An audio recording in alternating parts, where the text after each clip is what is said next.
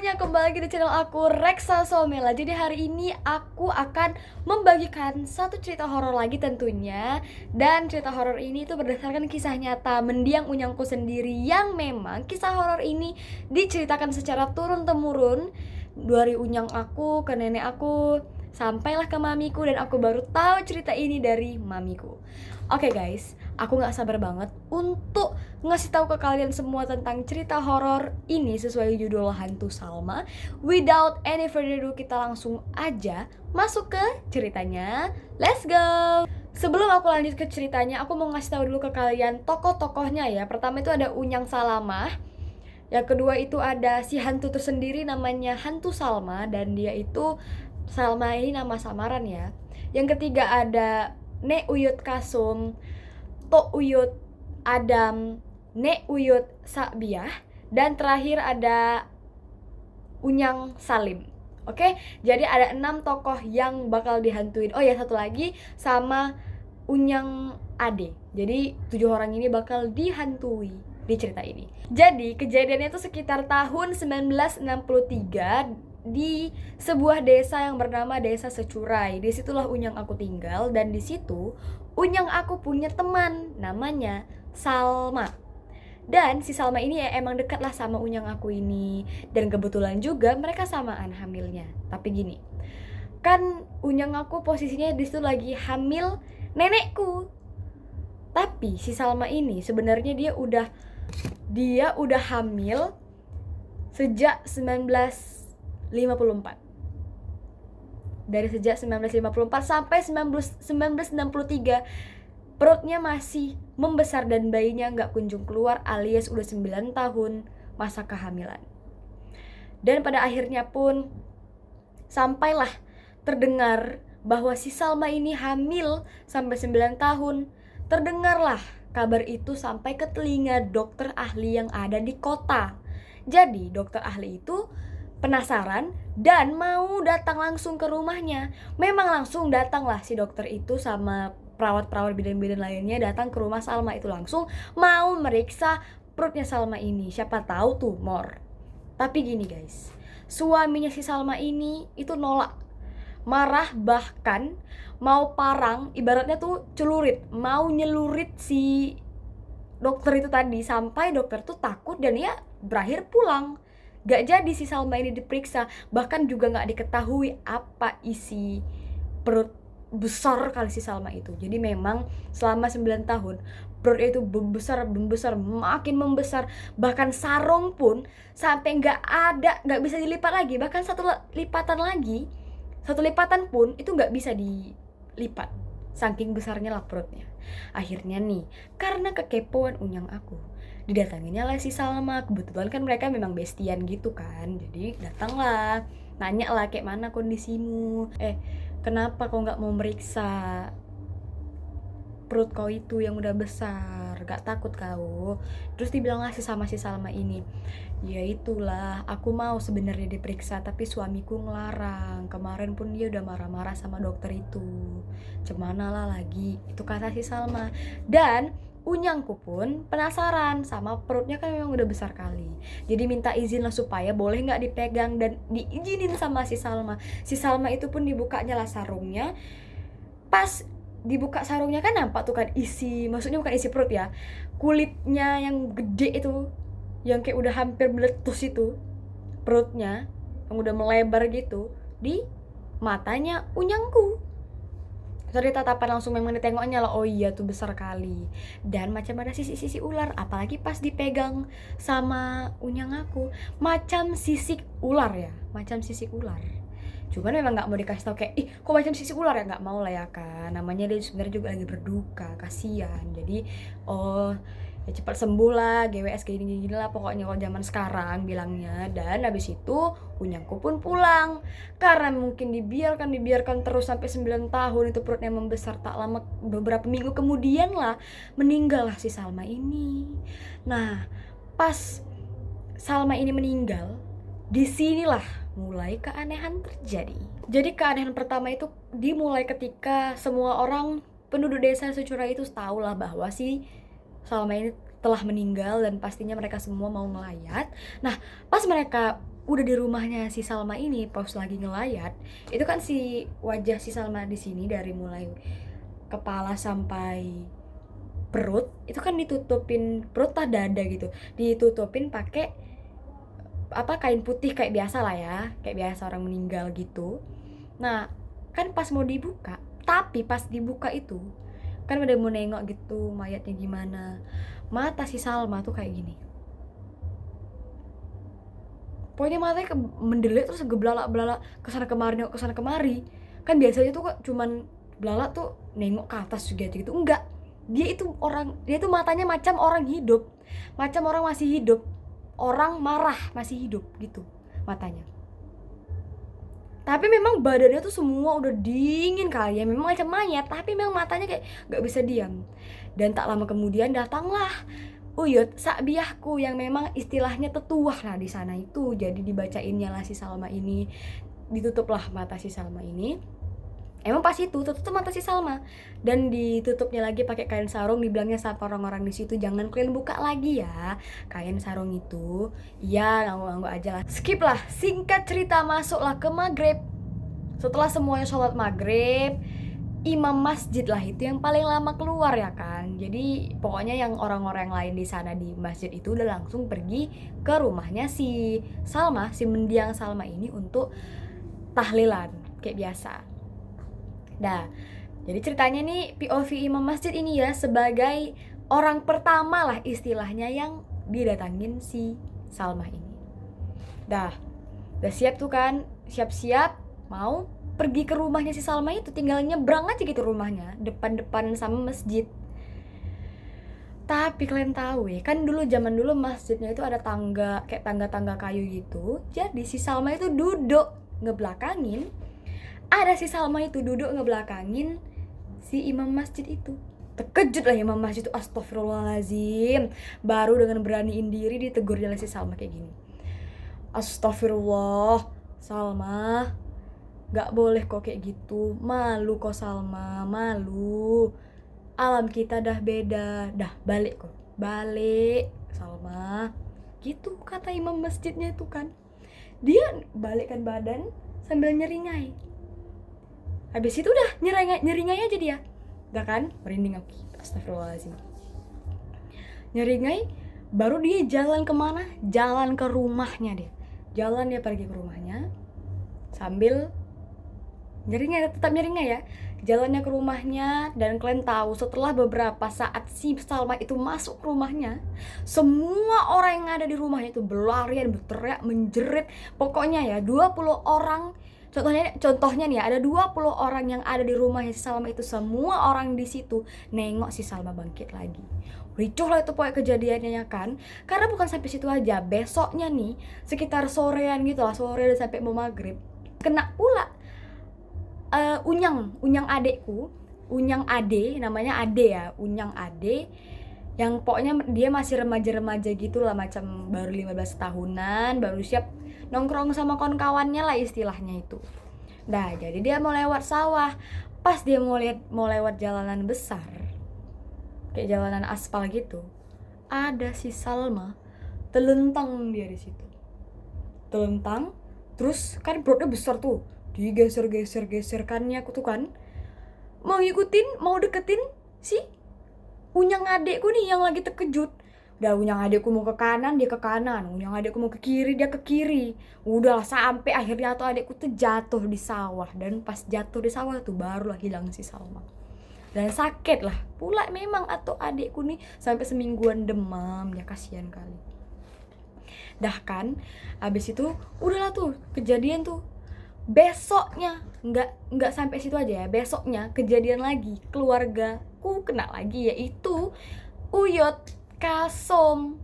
Nah jadi ceritanya di rumah Uyut Kasumku nih, POV dari Uyut Kasumku ini memang dia tuh pelihara ayam, bebek, angsa ya pokoknya kayak gitu-gitu, hewan ternak untuk mata pencaharian mereka. Tapi pas malam itu dia kan posisinya Uyut Kasumku lagi nyusuin anaknya di kamarnya ada kelambu. Tiba-tiba dia dengar suara kokokan ayam, bebek, angsa, pokoknya ricuh kali, teriak-teriak gitulah, ininya menjerit-jerit gitu, ngerintih-ngerintih gitulah. hewan ternaknya ini di kandangnya ini ribut bising karena memang Uyut Kasumku ini udah tahu kayak kalau selentingan-selentingan tentang bangkitnya, tentang terornya hantu Salma ini memang udah sadar, seolah sadar. Unyang lagi kan, Uyut Salmah nih, astagfirullahaladzim, Uyut Kasumku nih udah langsung bilang, janganlah kau ganggu Salma, itu mata pencaharianku, jangan kau ganggu Salma, itu katanya weh. Nah itu kata Uyut Kasumku. Memang alhamdulillah wa syukurilah kali, diam tiba-tiba nih, hening. Tapi ada tapinya. Terbukalah kelambunya tuh, ternyata ada si Salma.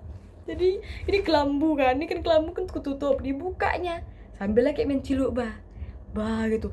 Terkejut lah Uyut Kasumku nih kan, baru sudah letaknya bayinya. Tapi bukan sampai situ aja, duduk si Salma nih. Di mana Queen dia duduk? Di kasur kan? Enggak, di pangkuan Uyut Kasumku. Kalian bayangin sedekat apa nih, bayangkan ya mukanya segini. Aduh, aku kalau kayak gitu pingsan ya, aku udah merinding kali. Tapi marah, nggak takut. Uyut Kasumku nggak marah dia sama si Salma itu. Malu kok Salma, malu kok jadi hantu, malu kok Salma, kayak gitu kata Uyut aku kan. Tapi bandel juga si Salma ini, diikutinnya kan, tahu deh gitu juga. Diginiinnya juga. Uyut aku marah lagi kayak gini, dia pun juga ikut ngejek. Sumpah, sampai pokoknya Uyut aku nih marah-marah. Sorry ya guys kalau kebiasaan unyang, maaf ya. Uyut Kasumku ini sampai marah, pokoknya marah si Salma, malu kau, nggak tahu malu kok, gitu-gitulah pokoknya kan. Sampai karena dengar lah suara istrinya nih ribut-ribut, suaminya yang bernama Uyut Adam bukalah kamar. Dengar istrinya tuh marahnya tuh bukan marah orang biasa merepet tuh kayak mana, bukan, tapi suaranya nggak jelas, cakapnya nggak jelas, jadi kayak menggerutu, kayak ya pokoknya nggak jelas lah bahasanya. Barulah kan pas sudah ditengoknya suaminya hilang si Salma itu, barulah diceritain sama si Uyut Kasumku nih tentang si Salma. Didatangin si Salma, aku kayak gitu-gitulah pokoknya, ditenangin lah sama si lakinya ini. Tapi pas malamnya sekitar jam 1 jam 2 malaman itu, sak kencing pula mau pipis. Ini atau Adam nih. Kebiasaan ini dengar cerita mamaku bilang atau Adam. Maaf ya, Uyut Adam nih. Sak pipis lah dia kan. Udahlah mau pipis segitu jam 1 malam. Pergilah dia ke toilet.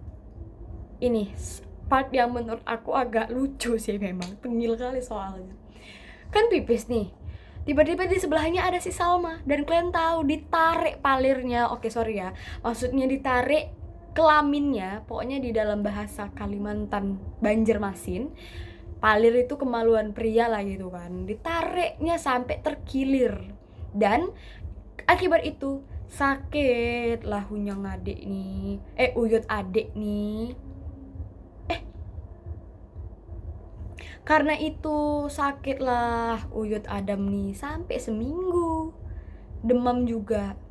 Udahlah, Unyang adik diginiin, Uyut Adam diginiin juga sama si Salma. Astagfirullahalazim.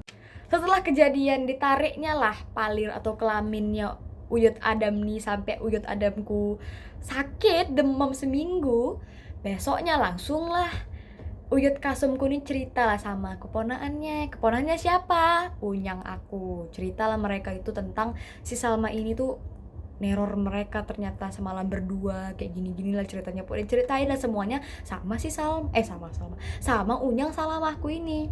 Terus memang Unyang Salamahku nih bilang kalau setiap pagi suami mendiang si Salma ini selalu bawa cangkol ke arah kuburan bersama mamanya Unyangku yang namanya Nek Uyut Sakbiah. Ya, tetua di sana lah. Pokoknya selalu setiap hari, memang selalu setiap pagi lebih tepatnya itu selalulah pergi ke arah kuburan.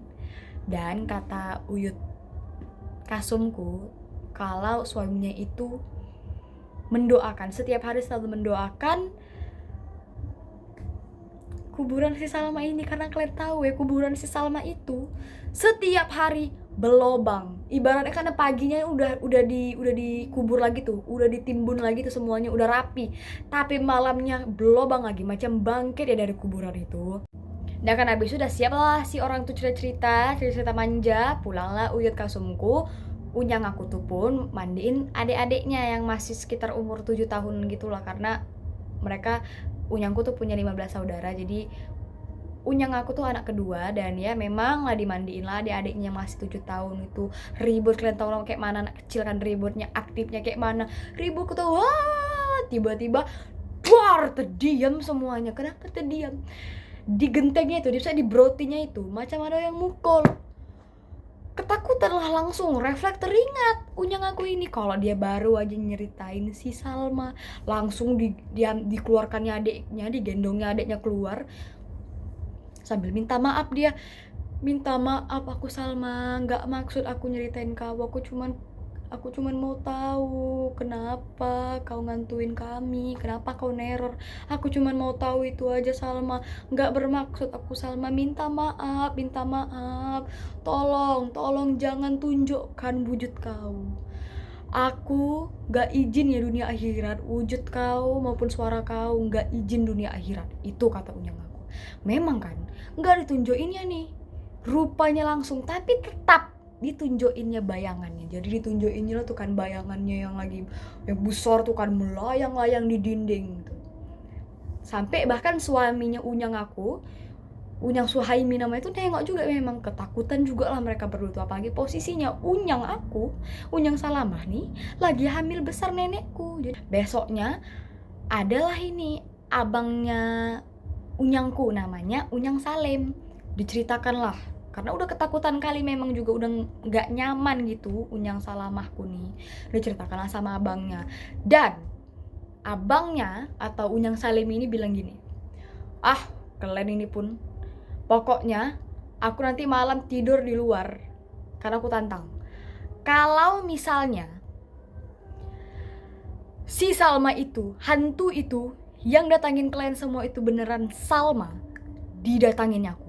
Tapi kalau itu setan, gak bakal berani dia datangin aku. Camkan itu. Itu kata-kata Unyang Salem aku. Dan memang malamnya langsung ya, enggak besok malam, enggak lusa malam, enggak, langsung malamnya langsung tidur, langsung duduk di luar rumah itu. Padahal semua orang udah ketakutan kan sama teror hantunya itu, tapi duduk dia nungguin si Salma itulah, nungguin. Tapi kan uniknya memang betul lah kata Unyang Salemku nih, gak datang loh si Salma itu, gak datang. Tapi siapa yang didatanginnya lagi?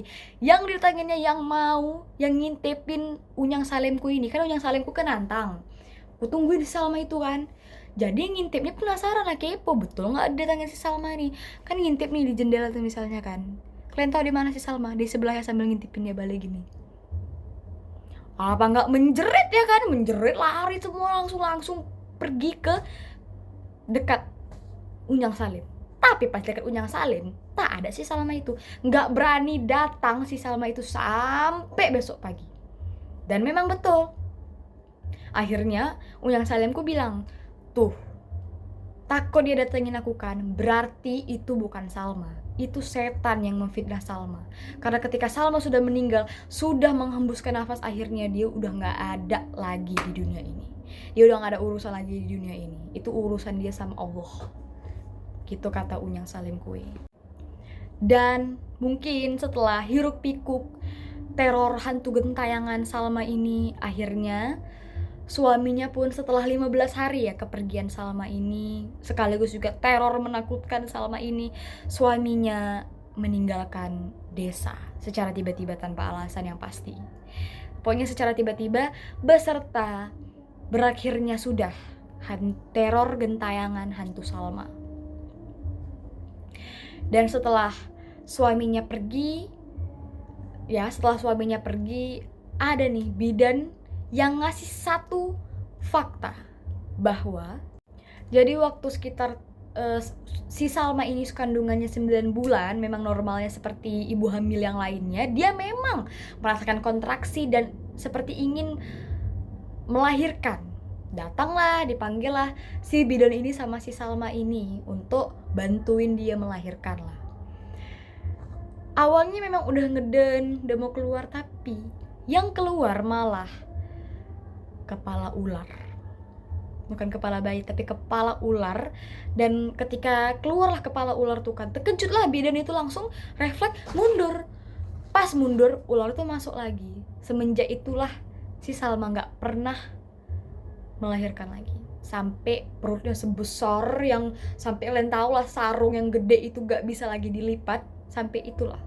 Jadi itulah fakta dari bidan itu. Bidan itu memang bilang, sebelumnya aku gak mau ngasih tahu sama kalian karena aku juga takut kan digentayangin hantu Salma ini. Dan apalagi suaminya udah pernah bilang ke bidan ini, jangan pernah ceritain sama siapapun kalau ada kejadian kayak keluar kepala ular tuh, jangan diceritain sama siapapun. Tapi setelah kepergian suaminya yang secara tiba-tiba meninggalkan desa itu, dan juga teror hantu Salma berakhir, barulah berani cerita sih bidan itu.